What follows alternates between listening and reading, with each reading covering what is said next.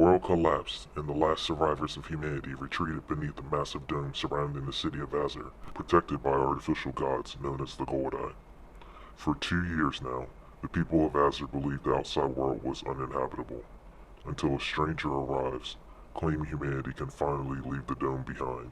ENDLOCKE is a dark sci-fi fantasy manga about broken gods, political control, and challenging what it means to survive.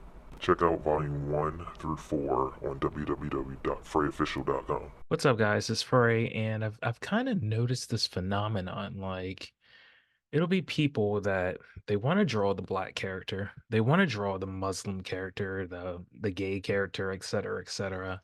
But then they like in their head is like, I can't do that because I don't have that experience. How could I possibly write from them?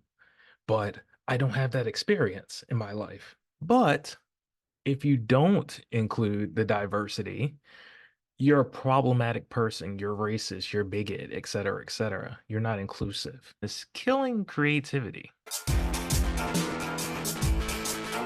It's like a trap, right? It's because it's like you don't want to offend, but then you're like so scared to misrepresent somebody that you don't put the character out there, and then people come to you and say you're racist because you don't draw minorities and shit. If a white person is genuinely horrified of drawing black and brown people because they're scared of like offending people, they literally have internalized racism. And there it is. It's just like you're damned if you do, you're damned if you don't. The hypocrisy of this all is really weird to me. The same people that'll be like, you can't make this character because you're not of that skin color, you're not of that sexuality. They'll be the same ones ready to even in their own works like rip apart a white person, like a Christian, freaking conservative. They'll paint them as evil and bigoted and all that stuff. They'll always be able to do that with them, but the moment you try to put somebody from their side of the camp, you're not able to do it. Why is it weird when someone who isn't black draws a black character? I have an original character named Nomi. She is a mix of black and Asian. I drew her for one of my projects in my art class, which touched on the topic of SA. I chose to make it a black and white piece to get rid of any color to show how she felt. But more than 5 people told me to make her lighter because I made her skin so dark. When I explained she actually has dark skin, they all just said, Oh, what do you mean, oh? Why is that surprising? It's not like it was meant to be racist. I used a reference. I even got an award for the piece, so it's not like the shading is bad. What's the deal? Yeah, what is the deal? You see what I mean? It's like, you know, you make the character, you make the black character, and then all of a sudden it's a problem. You're like you're like, what do you expect me to do? It's like rules for thee and not for me, right? It's like they're okay to do it, but you're not okay to do it. That's not consistency. That's not fighting for equality.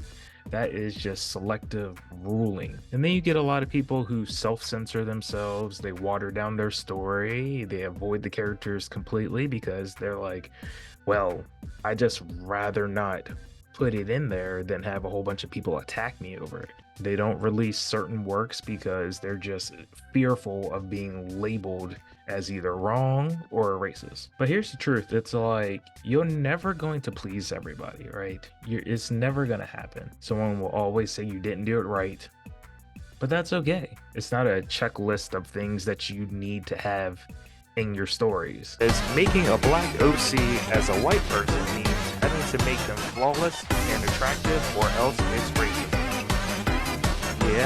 Yeah. How many of you have had that happen to you, right? Like, you have to make the character perfect, right? They have to have big lips, but not too big lips, right?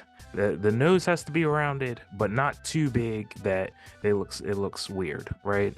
It has to be a certain shade of brown, but not too dark where it gets racist, like almost black skin, stuff like that. It's like, and then it's like the character's background, like your Miles Morales, 2 loving parents that are putting him through like a private school, right? It always has to be something that's like really positive and uplifting. But if you are black, you have to make the character, you know, he's got to be down and soulful and, you know, rah rah, black unity, black power. No, it's ridiculous. People should write characters who are people of color, but if they're gonna do it, they need to commit. And committing means. What do you mean by that? Y'all don't do that when y'all write about white characters. When you write about the conservative that you're making the evil villain, y'all don't do research. Y'all just go off of some whatever Twitter meme or like whatever social media meme you find, and you just make that straw man depiction of the white conservative that's always wagging their finger and telling you, you know, we want to keep you oppressed. Oh no. Normally, I don't enjoy reading books where black women are written by unmelanated women because it's very easy to tell when you did not do your research. And if you're gonna do it, don't do it halfway. We can tell. We can always tell. It's funny how y'all can always tell other people how to represent the character that they're doing, but had it been a white person, or had it been a conservative, or had it been, you know, a Christian, or any of these other things that y'all deem as evil, y'all have no problems writing them. So why did they have to give y'all the same grace when making your character when y'all don't do the same? If someone tries to correct you, if you say, okay, my bad, and correct yourself versus doubling down, that will show whether you're racist or not. You need to function how I want you to function. And if you don't function the correct way that I want you to function, then you're a problem in society. It's the narcissism of some people. Your unique perspective and take on characters is very valuable. Okay, the world doesn't need another safe, committee-approved story that checks off every box of diversity and stuff, so it doesn't offend everybody. You don't like my aesthetic? Shut up! You're gonna like it today. See, and this is what I'm talking about right here. They don't give you that leeway, right? When you draw all your all-black characters, they tell you just to shut up. So I'm telling white people, why are you listening to this? Why are you listening to them, you know, criticize you and stuff about your own characters? You should need to tell them to shut up like they would if they were drawing all black characters, like this person right here.